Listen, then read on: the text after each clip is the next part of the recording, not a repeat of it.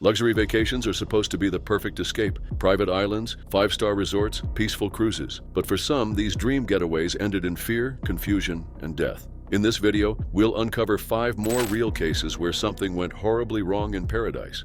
These are not simple accidents. These are disturbing, unexplained, and often chilling deaths that happened far from home, where help was too late and answers still haven't come.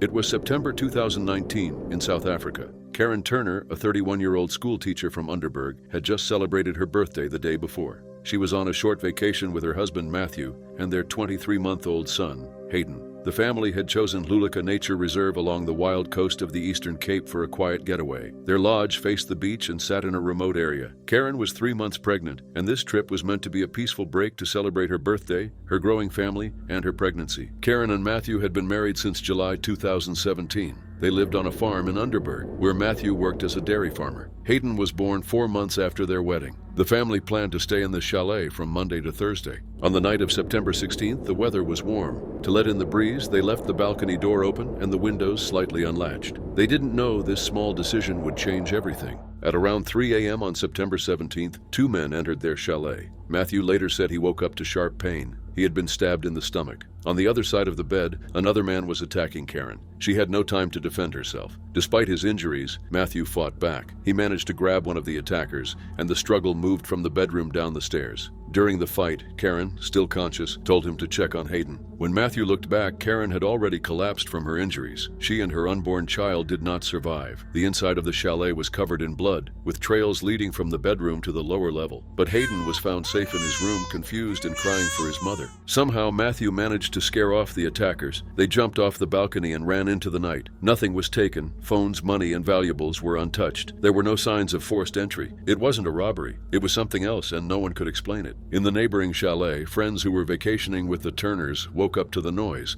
They heard shouting, fighting, and then Hayden crying. They rushed over and knocked on the door. Matthew opened it, covered in blood. Karen was already gone. Matthew was taken to a hospital in Mathatha in stable condition. He was later airlifted to Pietermaritzburg, where doctors performed emergency surgery and removed part of his intestine. He survived, but just barely. Karen's brother, Ian Crouch, rushed to the scene after getting the call. He described what he saw as horrifying. The doors and windows were open, but there were no signs of damage. The attackers had simply walked in. Later, Ian shared Matthew's account with local news. Matthew had said he woke up from the pain of being stabbed, saw Karen being attacked, and tried to fight off one of the men. Karen told him to check on their son before collapsing. Hayden stayed with Ian's family that weekend. He kept crying for his mother, not understanding what had happened. Police confirmed that they were searching for one identified suspect and believed they would arrest him soon. A second attacker had not yet been identified. Authorities said no motive was clear. Nothing was stolen and no demands were made. Matthew, still recovering in the hospital, remained consistent in his story. His family strongly denied any claims that this was a domestic situation. Ian said the couple had no history of problems and were happy about the new baby. Karen's death shocked the community. She was a beloved teacher. Her students, friends, and co-workers were heartbroken. She had just turned 31. The reserve, considered a safe tourist spot, came under scrutiny. The agency in charge expressed their sadness and stated that guest safety was a top concern. The attack happened just days before Prince Harry and Meghan Markle were due to visit South Africa. Their arrival brought even more attention to the country's rising crime rates. That year alone, over 21,000 violent deaths and 45,000 serious attacks had been recorded. The government had even sent the army into parts of Cape Town. Despite the media attention, no arrests were made right away. Police focused on the suspect they had identified, but the second man remained unknown. The motive was still unclear. Karen Turner lost her life during what was meant to be a joyful trip. Her son would grow up without her. Her husband survived, but with deep trauma and grief. To this day, no one knows why it happened. It was September 7th, 2024. The Harmony of the Seas, one of the largest cruise ships in the world, was finishing a 7-day trip through the Western Caribbean. Over 7,000 people were on board, heading back to Galveston, Texas. Among them was the Davis family from Coloma, Michigan, parents Justin and Audra, and their 3 children. Amelia, Zuzana, and 12-year-old Pearson, known as Piers. This trip wasn't just a vacation for Piers. He would be turning 13 in a few weeks and had spent the cruise enjoying time in the ship's teen club, making friends, and spending time with his family. They were often seen dining with other passengers, including a couple named Becky and Gavin Potter, who later described the Davises as kind and loving parents with wonderful kids. But on the final night of the cruise, something terrible happened. Piers fell from the balcony of their cabin on the 13th floor, dropping 5 levels into Central Park, a large open area at the center of the ship filled with restaurants, trees, and walking paths. Just moments before, the area had been full of music and laughter. Witnesses said they saw several children, including Piers, playing near the balcony before the fall. It had rained earlier, leaving the floor wet and slippery. Some reports mentioned that chairs may have been placed close to the railing. A passenger named Krista Schoolfield, who had been watching from a higher deck, said she saw it happen. She wasn't sure if Piers had been climbing or just playing nearby, but she saw it unfold right in front of her. Another passenger, Shannon Elizabeth, wrote that her son had become friends with Piers during the cruise and sadly saw what happened. She described the talk she had to have with her son afterward as heartbreaking. The ship's emergency systems were activated right away. A call went out over the intercom alerting the crew. Medical teams rushed to Central Park and tried to save Piers, but his injuries were too severe. He was pronounced dead before the ship reached Texas. After the ship docked in Galveston, federal officers came aboard. The FBI took over the investigation, working with Customs, the Coast Guard, and Royal Caribbean to find out exactly what led to the fall. A spokesperson confirmed that all proper agencies were now involved. In a Facebook post days later, Audra Davis wrote, "The thing every parent hopes and prays does not happen to them. It happened to me. It happened to us." She thanked everyone who reached out with love and support, saying there were no words to explain the pain.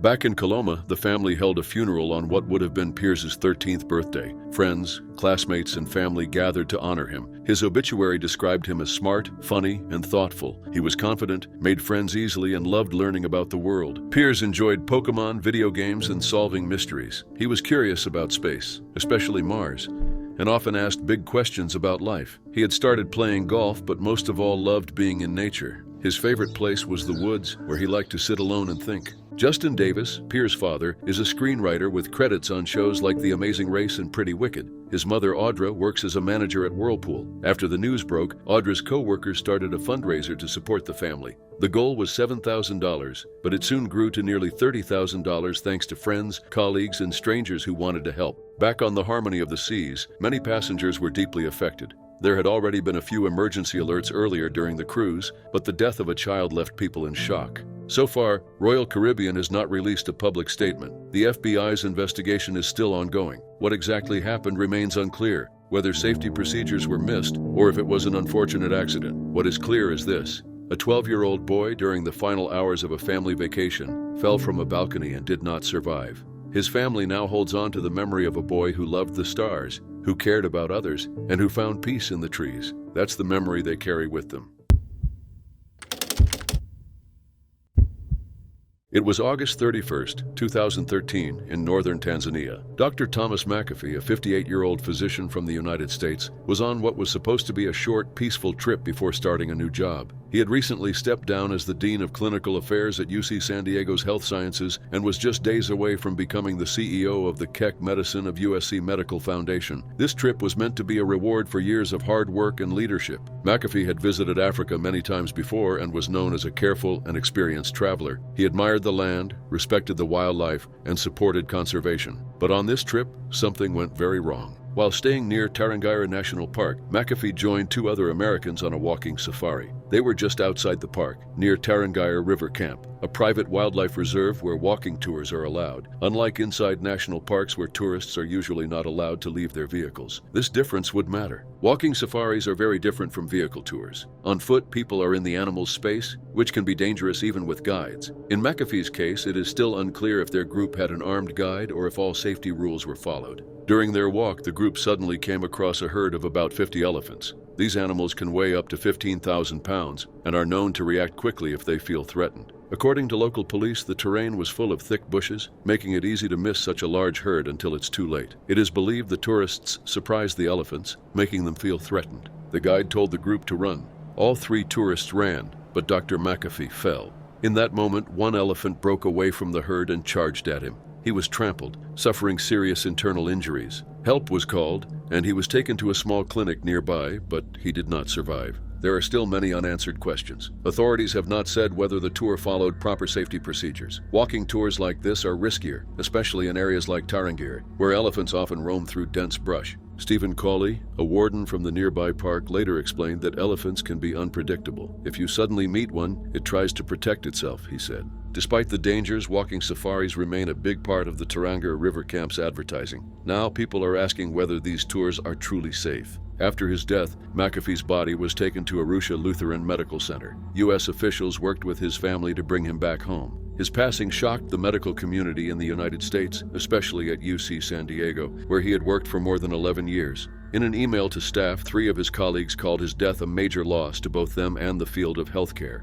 Thomas Jakiewicz, CEO of USC Health, also expressed his sadness, calling McAfee a respected friend who was excited to start a new chapter in his career. He was set to begin his new job just 3 days after the incident. McAfee's sister confirmed the details to the media, saying he was fully aware of the risks, but chose the trip because of his strong love for nature and support for conservation efforts. His death raised concerns across the tourism industry. Jim Heck, an experienced safari operator, said he had warned clients for years to avoid walking safaris in that area due to increasing stress among elephants caused by human activity. He later posted a blog titled "Don't Walk on Safari," warning that some tour companies may not be adjusting to changes in the environment. Others disagreed, saying thousands of walking safaris happen every year without incident. But one thing is clear: Thomas McAfee was careful, respected, and passionate. He was about to begin a new stage of his life when everything ended suddenly. His loss has led many to rethink how much risk is involved in adventure tourism and how fast things can change in the wild.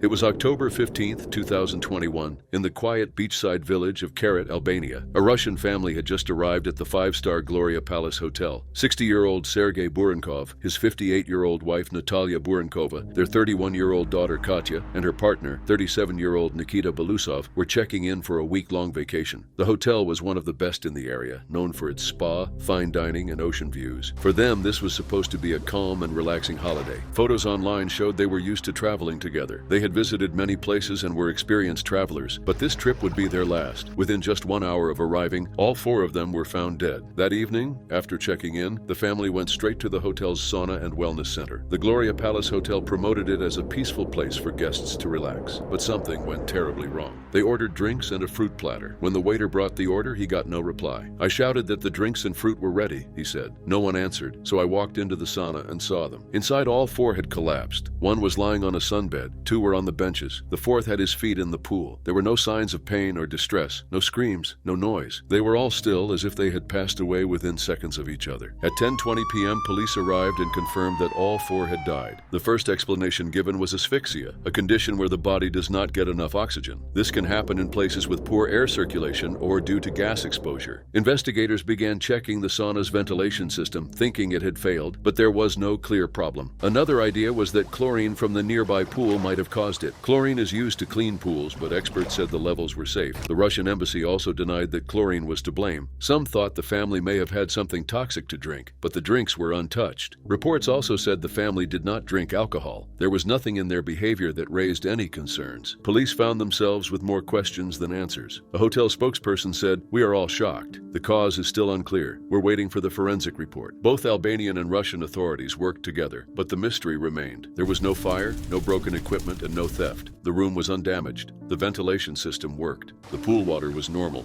And yet, within 1 hour, all 4 had died. Everyone who had contact with the family was interviewed. No one noticed anything strange. Some local news outlets reported that prosecutors were starting to consider the possibility of foul play. But even that theory lacked evidence. There was no sign of forced entry, no motive, and no suspects. What makes this case even more confusing is how fast it all happened. They had just checked in, gone to the sauna, ordered food, and died before the food even arrived. The way they were found showed no panic. It looked like they had simply passed out while relaxing. Experts say some gases can cause loss of consciousness quickly without warning, but no such gas was found in the room. Every theory was either ruled out or lacked proof. The Gloria Palace Hotel is seen as one of the safest and most trusted resorts in the area, and yet it became the site of one of the most unexplained deaths in recent memory. Since then, the hotel has remained quiet. The investigation is still open. No arrests have been made. No clear cause has been confirmed. To this day, no one knows exactly what happened in that sauna, or how 4 healthy adults died so quickly, without warning, and completely unnoticed. It was November 27, 2024 in Phoenix, Arizona. 8-year-old Luke William Lynette was visiting the Arizona Biltmore Resort with his family. The Biltmore is known for its luxury and rich history. Over the years, it has hosted many celebrities and U.S. presidents. But on that morning, something tragic happened. Luke, a third grader from Waukee, Iowa, was full of energy and kindness. Born to Lauren and Jonathan Lynette, he went to Walnut Hills Elementary School. His teachers described him as smart, funny, and caring. He always made sure no one felt left out. On the playground, he helped form fair teams and was known for playfully teasing his coaches. He played football, basketball, and baseball. At home, he would shoot baskets and start games with his neighbors. He even wrote music and was a big fan of the Houston Texans. But while exploring the Biltmore grounds, Luke was near a statue known as a solemn sprite, a 6-foot-tall concrete figure that weighed several hundred pounds. These statues were designed in 1914 by Frank Lloyd Wright and Alfonso Iannelli. There are 19 of them across the resort, meant to represent guardians from mythology. In the 1980s, they were brought to the Biltmore as art pieces. Without warning, one of the statues fell. No one knows exactly how it happened. Phoenix police said there was no foul play. It appeared to be a tragic accident. Witnesses said the scene was chaotic. The statue had collapsed, breaking into pieces. Emergency crews arrived quickly. Firefighters from the Phoenix Fire Department reached Luke within minutes. Captain Todd Keller said the team worked fast and carefully. Luke had suffered a serious head injury. He was taken to Phoenix Children's Hospital in critical condition. Doctors placed him on life support. The next day, Thanksgiving, Luke passed away from the injury, surrounded by his family. His death shocked both the Phoenix community and his hometown in Iowa. His school district released a statement saying he was a cherished student. Grief counselors were brought in to help classmates and staff. Luke's obituary described him as someone who loved to make people laugh. He supported his teammates, and his kindness stayed with everyone who knew him. He is survived by his mother, Lauren, his siblings, Grace and Jack, and his grandparents. His father, Jonathan, had passed away earlier. After the incident, the Arizona Biltmore released a statement expressing their sadness and stating that guest safety is their top priority. They asked for privacy for the family. The Frank Lloyd Wright Foundation also spoke out. Henry Hendricks, the foundation's chief marketing officer, called the event heartbreaking and shared condolences with Luke's family. Officials are still looking into how and why the statue fell. So far, they have not found a clear cause. It's unknown if Luke was with an adult at the time. Surveillance footage is being reviewed, and resort staff are being interviewed. The statue, once seen as a symbol of strength, fell with no warning. The Maricopa County medical examiner confirmed that Luke passed due to complications from a head injury. Local news outlets captured the scene. One statue stood intact, while the one that fell was broken on the ground. The Biltmore, once known for its architecture and celebrity visitors, is now tied to a tragic loss. A memorial was held for Luke on December 6th at the Lutheran Church of Hope in Waukee. His family asked for donations to the Luke Lynette Memorial Fund, which will help support youth sports in the Des Moines area. Luke William Lynette was born on January 29, 2016, and passed away on November 28, 2024. What happened that morning left many with unanswered questions and a heavy sadness that stretches across 2 states.